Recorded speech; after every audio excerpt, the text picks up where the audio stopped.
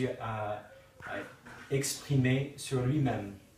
Et il a dit, je suis la lumière du monde. Donc on va éclairer les bougies pour symboliser ce qu'il a dit.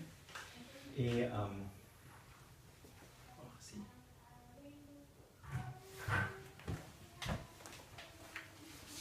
peut-être le prochain texte sera le texte voilà. Donc nous sommes au chapitre 8 et voilà, c'est exact. Chapitre 8, verset 12. Avant de lire la parole, je vous invite à la prière. Seigneur, nous avons besoin de toi, car nous vivons dans un monde de ténèbres. Nous avons besoin de ta lumière dans nos vies. Nous avons besoin de ton Esprit Saint qui éclaire nos cœurs et nos esprits afin de mieux comprendre ta parole. Et donc, même avant de l'écouter, de le lire, Seigneur, nous t'implorons de venir nous aider à mieux comprendre.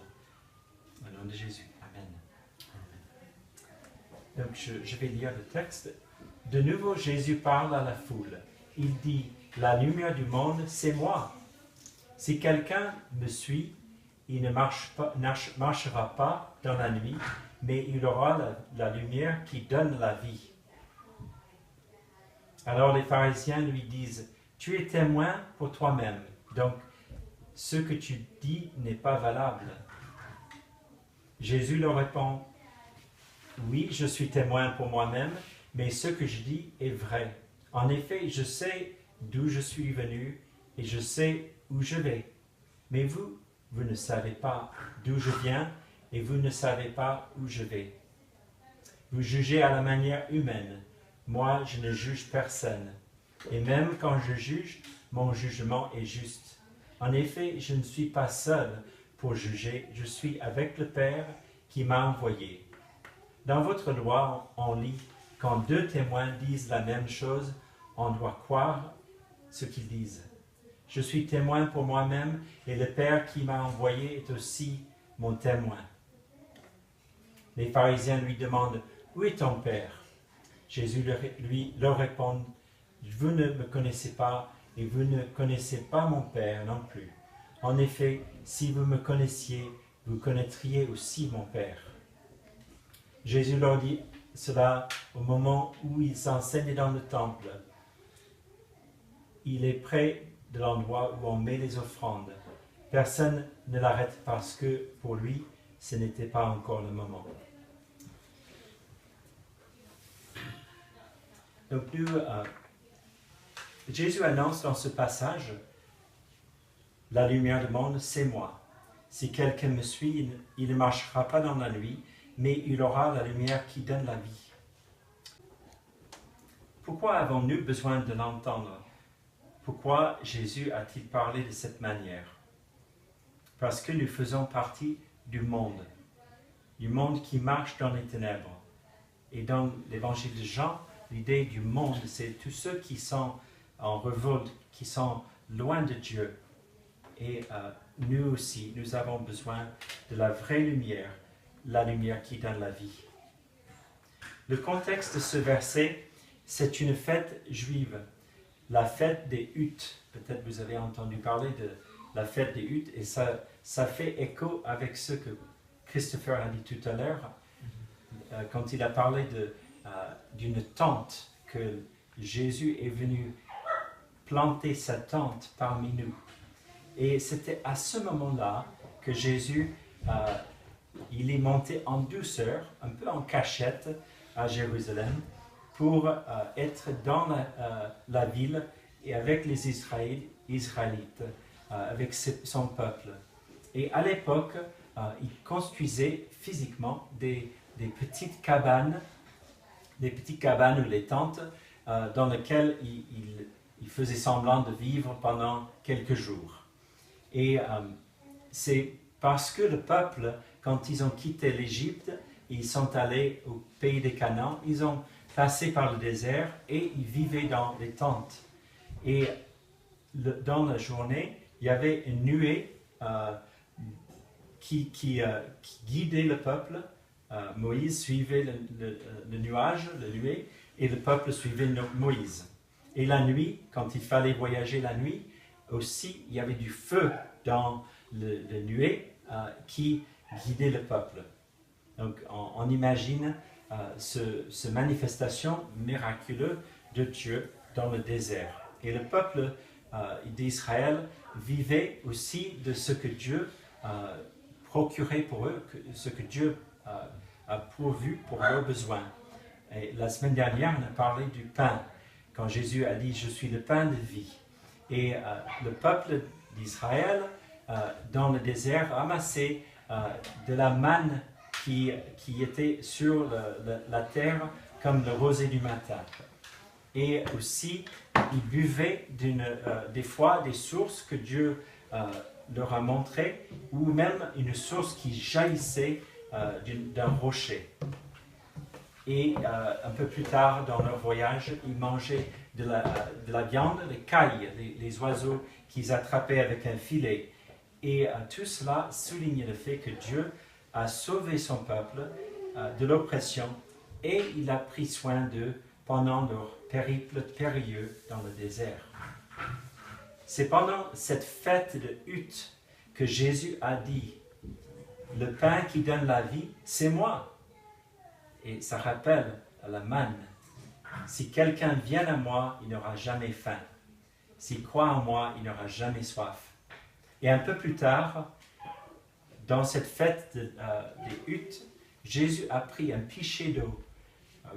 C'était la tradition des Juifs de prendre un grand seau d'eau et de verser sur un rocher.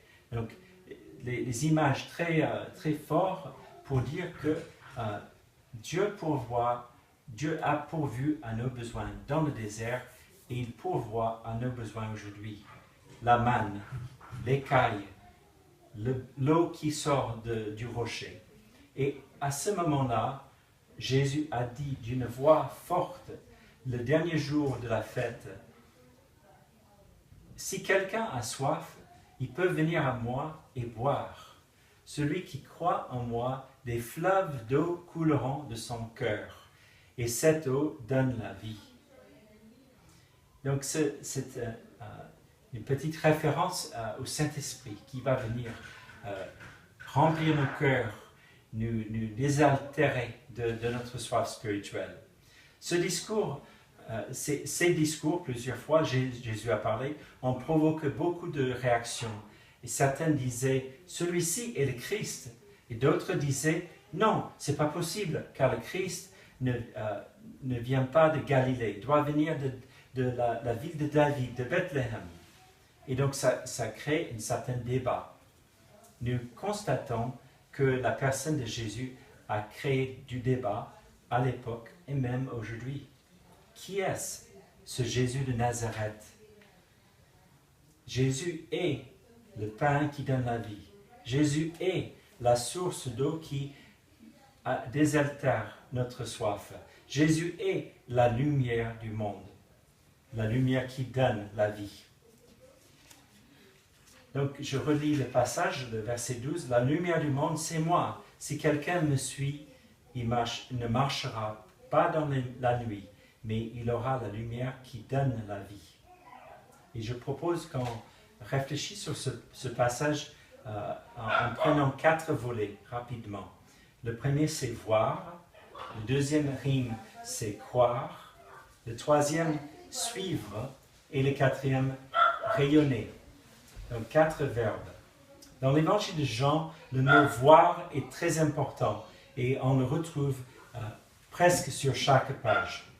Il est synonyme de comprendre et même d'expérimenter ou d'entrer dans relation. Voyez-vous ce que je veux dire? Donc le mot voir signifie est-ce que vous comprenez? Oui. En chapitre 3, Jean nous raconte un entretien entre Jésus et un homme très religieux, un juif qui était très religieux, un pharisien nommé Nicodème. Donc ce Nicodème est venu la nuit pour parler avec Jésus. Il disait, « Maître, nous savons, Dieu t'a envoyé pour nous enseigner Personne ne peut faire les signes étonnants que tu fais si Dieu n'est pas avec lui. Et Jésus lui répond, je te le dis, c'est la vérité. Personne ne peut voir le royaume de Dieu s'il n'est pas de nouveau. Donc Jésus dit quelque chose d'étonnant ici. Personne ne peut comprendre et expérimenter, voir le règne de Dieu, sauf s'il a eu une renaissance spirituelle. Jésus est venu nous apporter ce changement radical dont nous avons tous besoin. Il est la lumière du monde qui nous permet de voir le royaume, d'entrer dans le royaume. Il est peut-être évident pour nous tous que c'est dans la lumière que nous voyons mieux.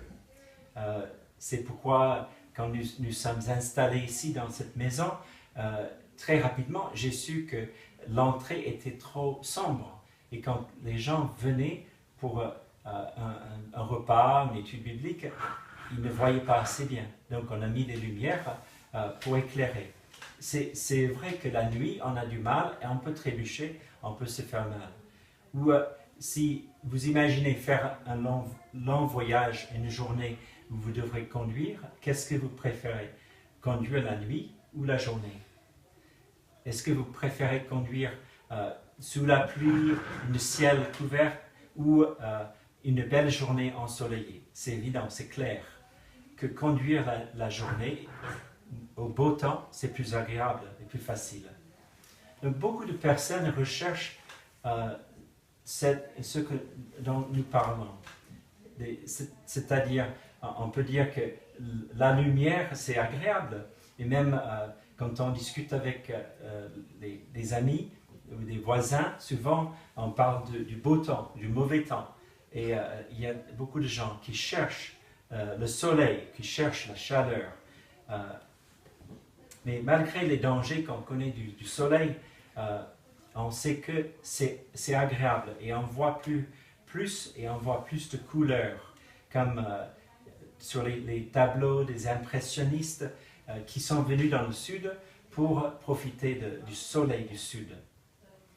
On sait aussi que le manque de soleil peut aussi avoir des effets néfastes sur notre santé, tels que les troubles de sommeil et la déprime. Vous savez qu'en Alaska, les habitants n'ont que la journée la plus courte. Le soleil ne dure que 5h30. Le soleil se lève à 10h14 et se couche à 15h42. Donc la journée est très courte à Anchorage, dure, mais ils ont une prime financière, ceux qui supportent l'hiver. C'est étonnant, mais c'est vrai. J'ai vérifié et ma sœur habite à Anchorage, donc je sais que c'est vrai. Bon, Jésus est la lumière permanente du monde. Il n'est pas une lumière parmi d'autres, il est la lumière venue dans le monde pour nous permettre de voir et de croire en lui. Notre deuxième volet, c'est croire, et ça sera beaucoup plus court. La lumière qui est Jésus nous permet de voir et croire en sa parole. Entendre sa parole, c'est une chose, mais l'écouter avec le cœur, c'est encore une autre. Les disciples de Jésus ont vu Jésus avec leurs propres yeux. Ils ont marché avec lui, ils ont mangé avec lui, et ils ont fait des choses ensemble, s'occuper des malades, peut-être porter un malade ou guérir quelqu'un ou donner la nourriture aux pauvres. Les disciples ont eu le privilège de pas seulement voir, mais vivre avec Jésus. Mais croire, c'est aussi un défi qui dépasse le stade, on peut dire, l'époque des disciples, parce que Jésus nous invite à croire sans voir, sans toucher, sans être avec lui. C'est la foi. C'est la foi en Jésus-Christ, de faire confiance à Dieu. Croire en Jésus ne signifie pas d'avoir une obéissance aveugle. Croire, ça implique notre intellect, notre cœur, nos émotions et aussi notre volonté. Les enfants, la semaine dernière, ont appris un verset. C'est Actes chapitre 16, verset 31. C'est l'histoire du geôlier de Philippe qui est prêt à donner son cœur à Jésus. C'est Paul et Silas qui leur expliquent combien Jésus a donné pour nous. Et ils ont dit, croire au Seigneur Jésus, alors tu seras sauvé, toi et ta famille. Et donc les disciples, Paul et Silas, ont annoncé la parole du Seigneur, et lui et tous ceux qui vivaient dans sa maison. Et donc par cette même histoire, le geôlier et toute sa famille ont cru et ils ont été baptisés. Donc, voir c'est une chose, croire c'est encore une autre. Et ce que notre passage nous exhorte, c'est que nous passons à cette troisième étape, c'est de suivre Jésus-Christ. Jésus a dit, si quelqu'un me suit, il ne marchera pas dans la nuit, mais il aura la lumière qui donne la vie. Le mot suivre est très riche dans le Nouveau Testament. Suivre, ça peut être comme un soldat qui suit son capitaine, son chef. Il suit dans les longues marches, il suit dans les courtes marches. Il suit dans la bataille, mais il suit aussi dans les lieux de repos, les lieux où ils font peut-être des entraînements. Le soldat va suivre par loyauté son chef. Le chrétien est comme ce soldat, fidèle à Jésus jusqu'au bout. Suivre est aussi utilisé pour un service rendu. Par exemple, un serviteur à l'époque, un esclave, prenait le soin de servir à table, de servir le maître dans toutes les situations différentes. Il est présent et disponible.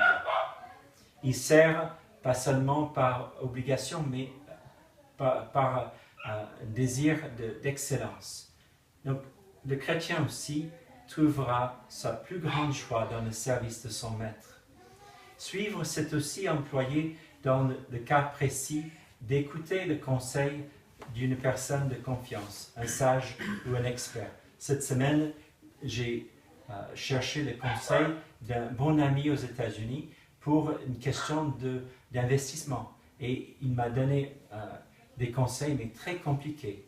J'ai fait suivre, transfert de fichiers, et j'ai fait exactement ce qu'il m'a dit de faire.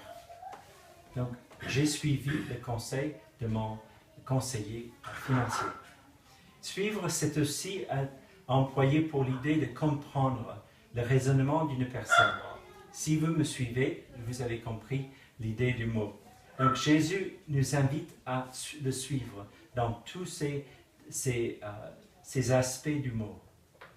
Et par la suite, il dit que si vous me suivez, vous ne marcherez plus dans les ténèbres, mais vous aurez la lumière qui donne la vie.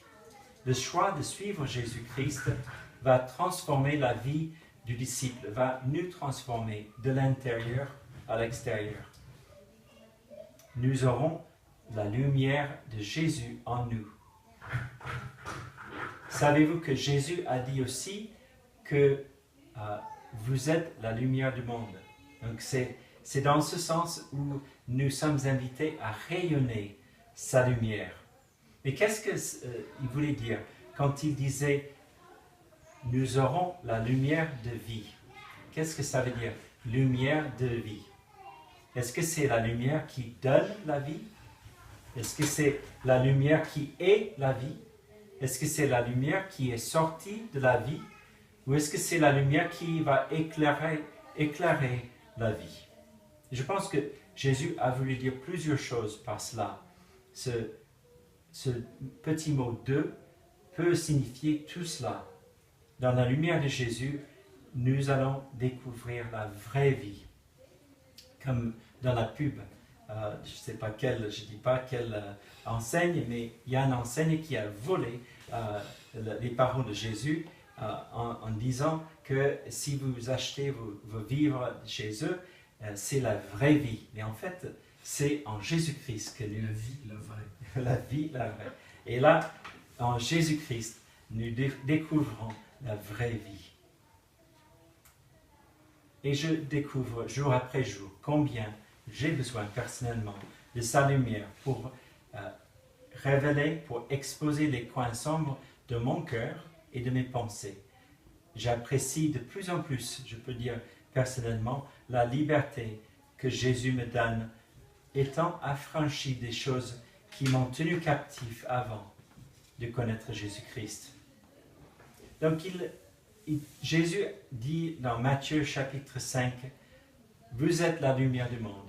Et je crois que c'est ce qu'il voulait dire dans ce passage, qu'en le suivant, nous aurons la lumière de vie. Nous devenons des petits lumignons, on peut dire, des petites lumières, les petites bougies qui rayonnent autour de nous. Il dit, quand une ville est construite sur une montagne, elle ne peut être cachée. Et quand on allume une lampe, ce n'est pas là pour mettre sous couvert, de le cacher. Non. Au contraire, on met la lumière sur bien haut pour qu'elle brille et que toute la maison profite de cette lumière. Et de la même façon, Jésus souhaite que notre lumière brille devant le monde pour que les autres nous voient et qu'ils rendent gloire à Dieu le Père qui est dans les cieux. Donc, le fait que Jésus nous permet de voir clair et ensuite d'avoir la foi, de mettre notre confiance en lui, de croire en lui, ça nous amène à avoir un cœur dévoué, de le suivre tous les jours et par l'action de Dieu dans nos cœurs, rayonner ensuite dans le monde. Amen. Je vous invite à la prière.